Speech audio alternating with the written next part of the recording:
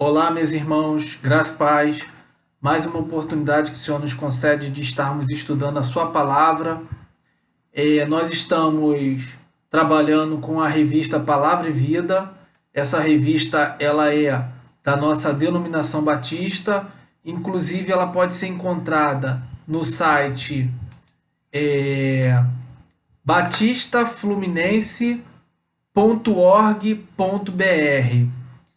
Esse é o material da revista Palavra e Vida, que tem como tema desse semestre Vencendo as Adversidades. Exemplos da Bíblia para o nosso tempo. Na aula passada, nós falamos do personagem Abraão, um personagem muito rico, né, em detalhes acerca da sua vida, né, um exemplo de fé. E nessa revista agora, nesse ponto 2, né, nessa segunda aula, nós vamos falar sobre a vida de José. Tá? Inclusive, o tema da nossa aula de hoje é José. Quando a adversidade é a injustiça. Eu acho muito interessante essa opção da revista Palavra e Vida em estar trabalhando com esses personagens, porque esses personagens, eles, em determinado momento de suas vidas, eles viveram experiências que os tipificam como figuras de Cristo, tá? E é muito interessante quando a gente estuda essas vidas, esses homens, com essa referência, né? Com esse olhar, procurando enxergar neles essa tipologia de Cristo, né? Eles vivenciaram experiências que mais à frente a gente vai encontrar algo semelhante na pessoa de Jesus, tá? A Bíblia ela é muito rica em apontar para a figura de Jesus, e esses personagens fazem em muitos momentos de suas vidas, eles fazem isso, esse apontamento para a pessoa de Jesus Cristo. E José é um personagem também muito rico nesses detalhes, tá? O texto base da nossa aula de hoje é um texto muito extenso, e até por isso eu não vou adentrar no texto bíblico, mas vou fazer menção até para os irmãos tomarem conhecimento de onde foi feito a base desse estudo da aula de hoje. Se encontra em Gênesis, no capítulo 37, do verso 1 ao verso 50. Tá? Há um destaque aqui para o verso 26. Tá? A vida de José é muito conhecida, a narrativa bíblica acerca da vida de José é muito conhecida. Inclusive, José é um personagem que a gente vê referência a ele em muitos meios seculares, em muitas questões seculares. Inclusive, essa semana, eu tive uma experiência interessante com a narrativa da vida de José. Não vou entrar nos pormenores, mas essa semana, em uma aula de um curso que eu estou fazendo, um professor fez um comentário sobre uma síndrome, síndrome da mulher de Potifar. Eu não conhecia essa síndrome. E aí eu fiquei curioso, fui pesquisar para entender, e aí no momento em que ele falou, eu até entendi do que se tratava pelo assunto que nós estávamos discutindo em sala de aula. E depois eu fui ver que realmente há essa terminologia ela é usada tanto na área psicológica, na psicologia, que estuda o comportamento humano, e também é um tema muito recorrente do direito. Tá? E no decorrer da aula vai dar para entender o porquê.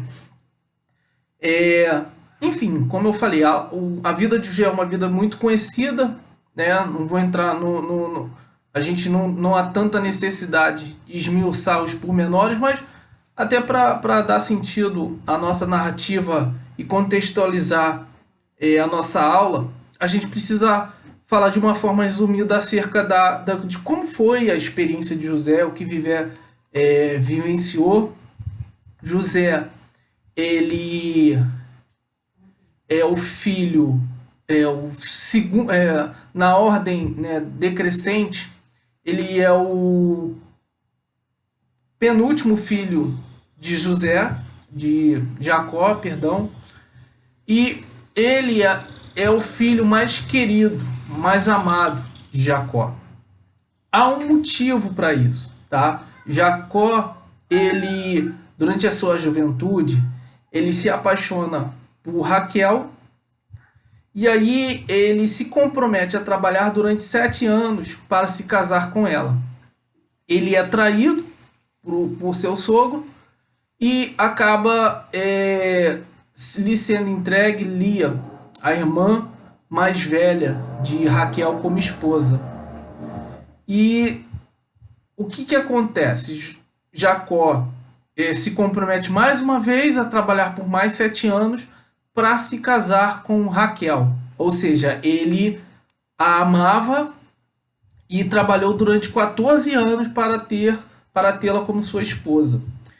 E após né, esse enlace matrimonial, né, a formação da sua família, Raquel, ela tinha muita dificuldade. Ela nos primeiros anos, né, ali daquela família, ela não tinha capacidade de gerar um filho a Jacó.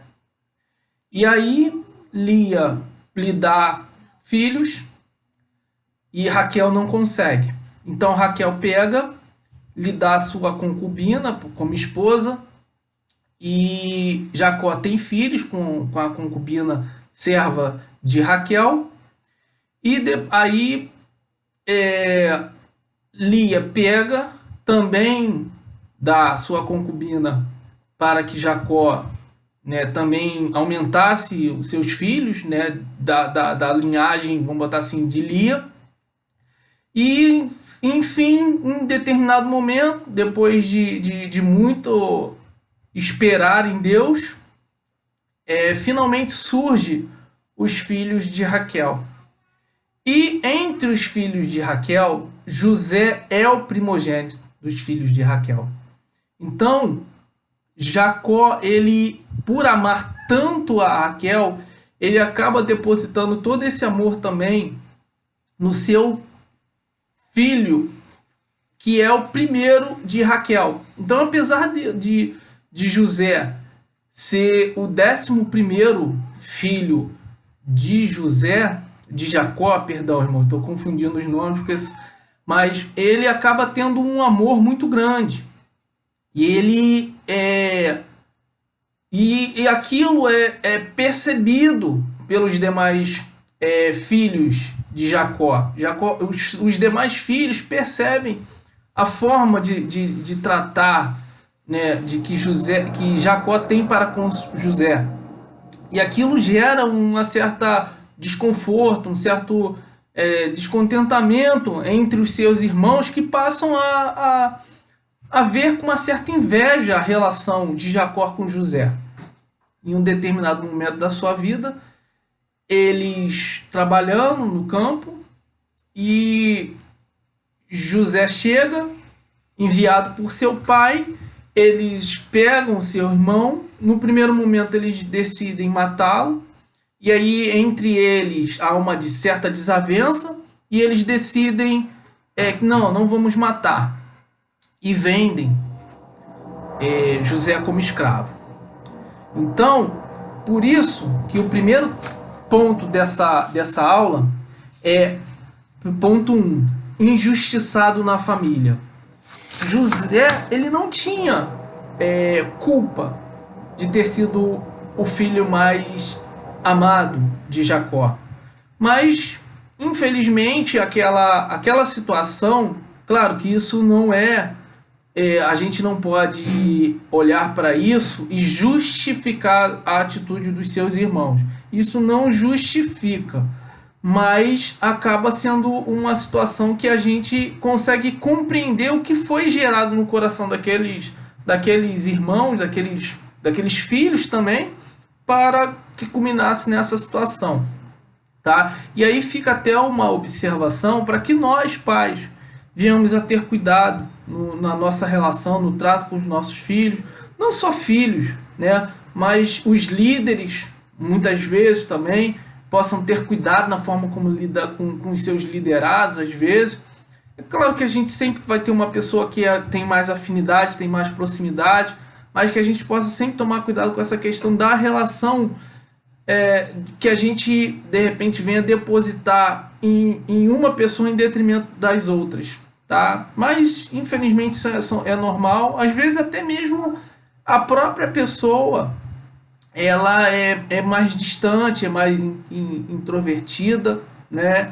Mas fica aí essa observação para que a gente possa sempre ter esse cuidado, tá?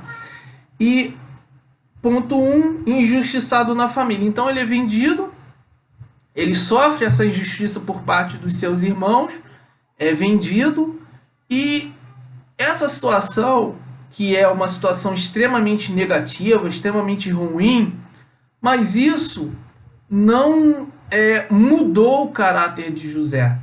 José, apesar de ter sofrido tamanha injustiça, ele não permite que isso adentre no seu coração de forma a alterar a personalidade e a idoneidade, né, moral, a sua relação com Deus, tá? Ele continuou tendo o Senhor como o seu Deus, o Senhor sobre a sua vida, entendendo que os propósitos de Deus são maiores, tá? José, apesar, claro, imagino eu que ele tenha se sentido ruim, né? Isso é natural, é normal, mas isso não abalou a sua relação para com Deus. Ele continuou crendo e amando ao Senhor a ponto de ter a sua vida pautada nesse relacionamento com Deus. E a gente vai dar continuidade a tratar dessa questão, falar acerca disso. Então, José, ele é vendido como escravo, tá?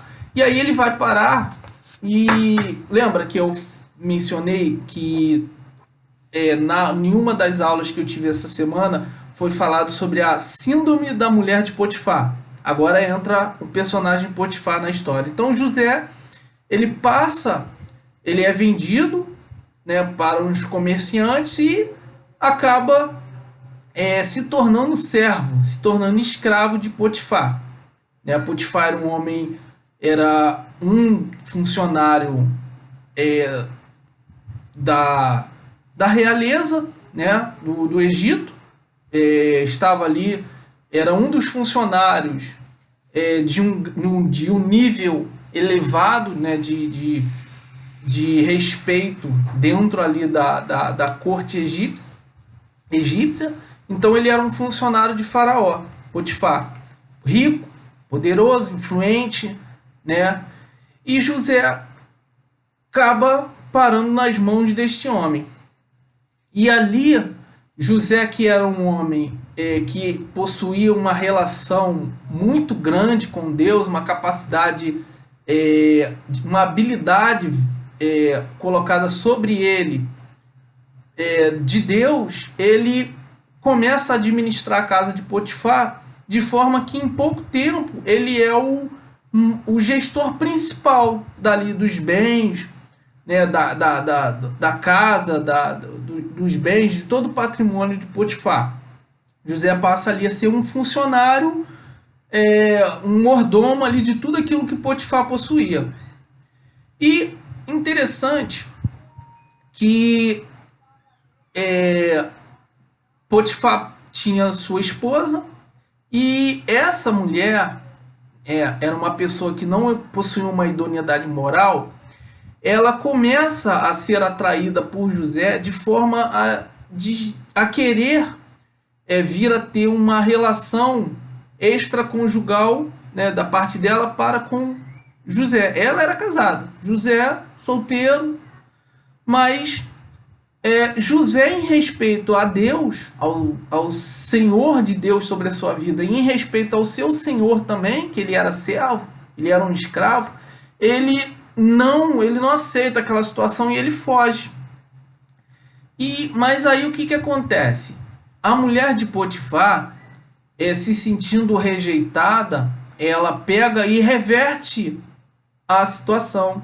Ela acusa José de ter tentado ter violentado e ter tido um relacionamento conjugal com ela ali, uma relação conjugal com ela, quando na verdade foi ela que, vamos botar assim, atacou José. Ela foi quem atacou José nesse sentido, mas José foge, mas aí ela o acusa. E uma coisa interessante, a Bíblia não fala isso, tá? Essas são conjecturas que eu estou colocando aqui agora até para o nosso entendimento, para a riqueza dos detalhes que a gente não vê às vezes de forma explícita na palavra de Deus, mas pelo conhecimento da história e demais questões que envolvem o cenário, a gente pode ter essa percepção, esse conhecimento. Interessante que José, quando ele é acusado, ele por ser escravo, ele era patrimônio de Potifar. Ele era, naquela época, o escravo era uma figura que não possuía não possuía direitos, tá? Não tinha nenhum respeito naquela sociedade, vamos botar assim. Era serviçal, era um objeto praticamente. E aí, interessante que Potifar não manda matá-lo. Potifar, provavelmente, digo eu, tá?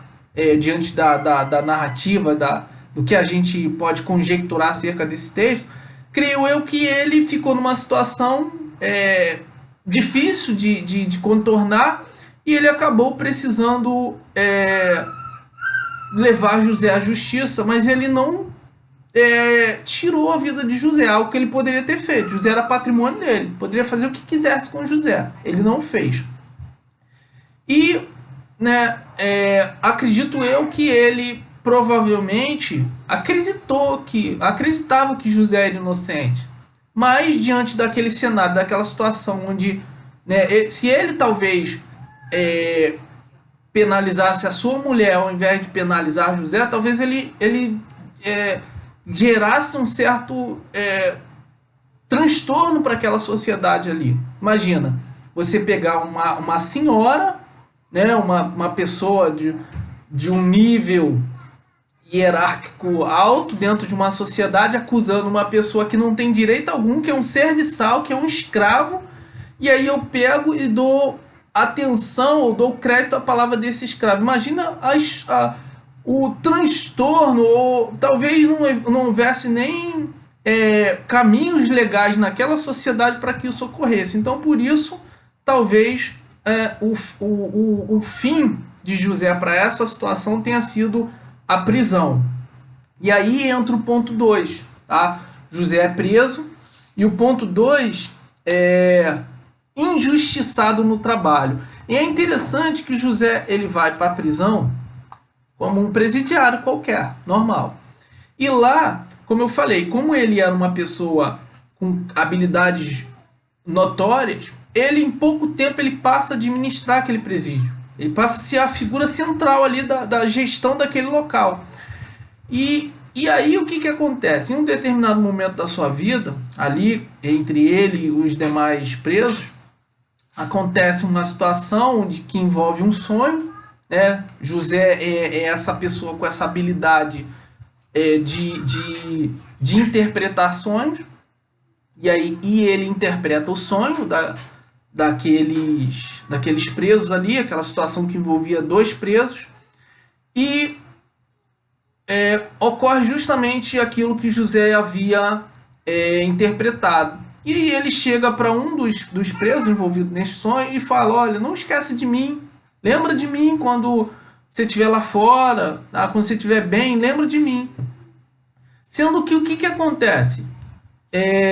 Ele sai da prisão, esse preso, e ele esquece de José, simplesmente esquece, ignora a pessoa de José, não volta nem para visitá-lo. E mais uma vez José é injustiçado. Por quê? Porque ele esperava que após a saída desse sujeito, ele pudesse fazer alguma coisa né, em favor de José, mas ele nada tenta. E José passa 2 anos preso. E eu acho uma coisa interessante em relação a essa questão, porque José ele fica 2 anos preso, esperando, como o texto aqui bem diz, esperando para ser condenado.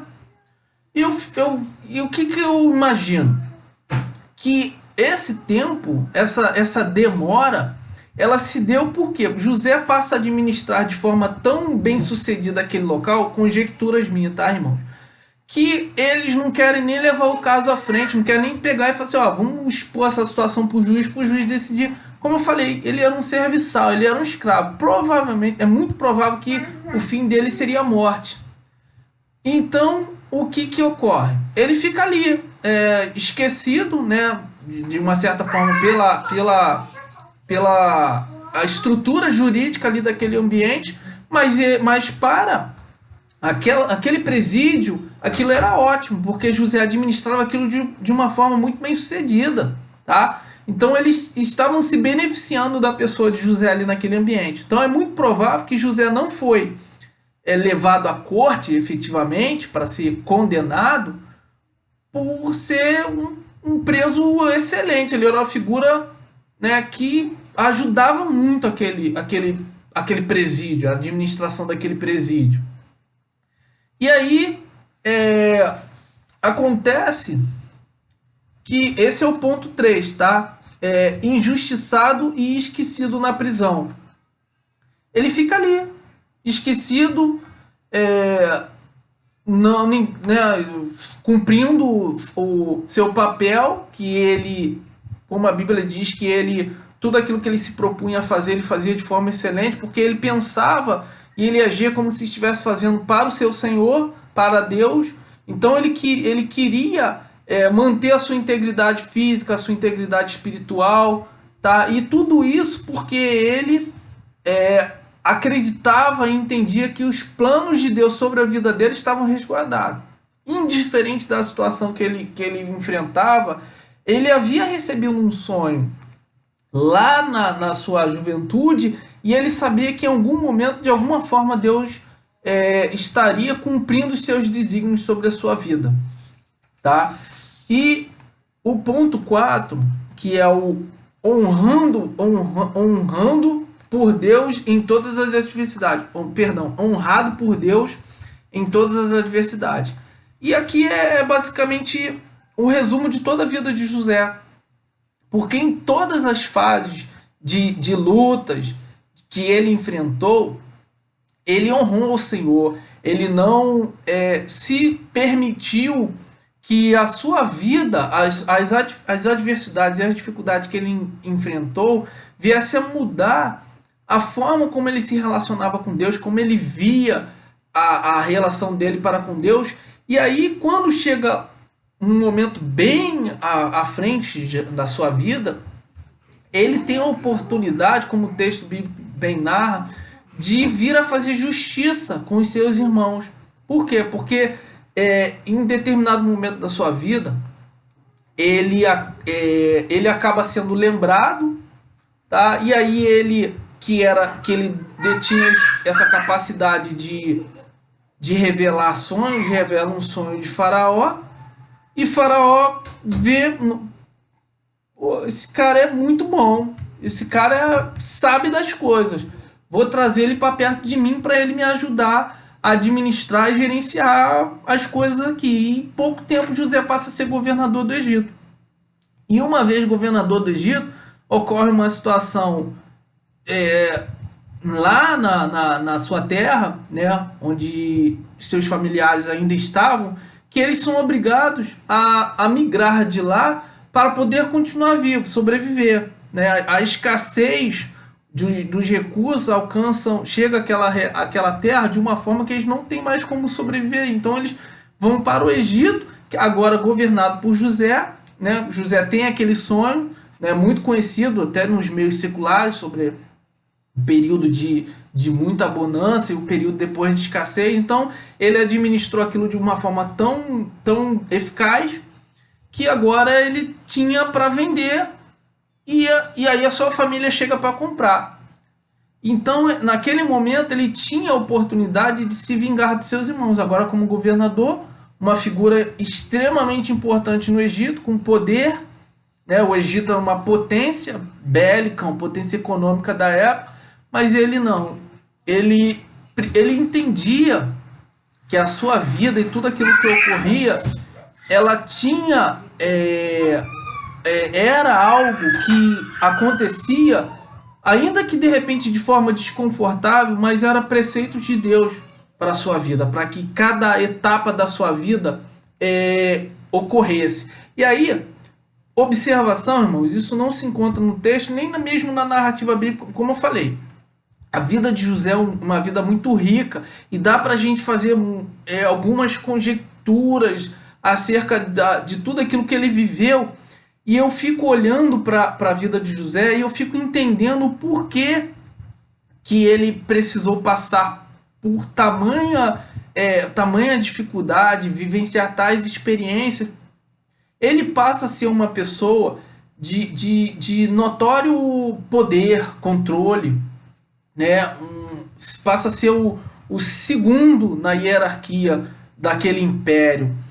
E eu fico a imaginar a forma como José passa a gerenciar aquela estrutura, aquele poder, trilhando por cada etapa por onde ele trilhou, né? Na sua família ali, ele teve a oportunidade de ter experimentado, talvez ali, a forma como, de repente, as relações, as dificuldades nas relações interpessoais, o quanto aquela vivência com os seus irmãos, com a sua família, talvez não tenha feito com que José aprendesse a ser uma pessoa, uma relação pública, de forma que ele pudesse dialogar com outros domínios, outros reinos, e tivesse habilidade ali para negociar, sabe? E não só, até dentro da estrutura egípcia ali, com outras figuras ilustres, importantes daquele império, né? De repente, um militar que queria a guerra, e aí José fala, olha, vamos por outro caminho. E aí aquela vivência que José de repente tinha conturbada ali na relação com seus irmãos, o quanto isso talvez não foi algo que o ajudou na sua relação ali, quando ele assumiu aquela função. E aí no presídio, imagina o quanto ele não passou a ser uma pessoa humana, de ver as mazelas, ver os presos, né, e no período também que ele foi servo, o quanto aquilo não teve talvez não trouxe um olhar diferenciado para ele, de forma que ele passasse talvez a querer trazer mais justiça para dentro do Egito, né, nas relações de trabalho.